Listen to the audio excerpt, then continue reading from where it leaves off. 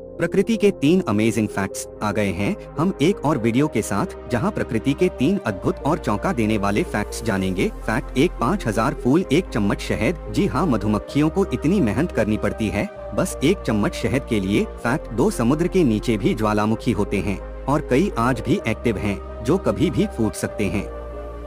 Fact 3, तितलियां पैरों से स्वाद चखती हैं।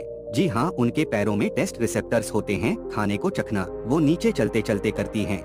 ऐसे और फैक्ट्स जानने के लिए सब्सक्राइब करें और लाइक करें।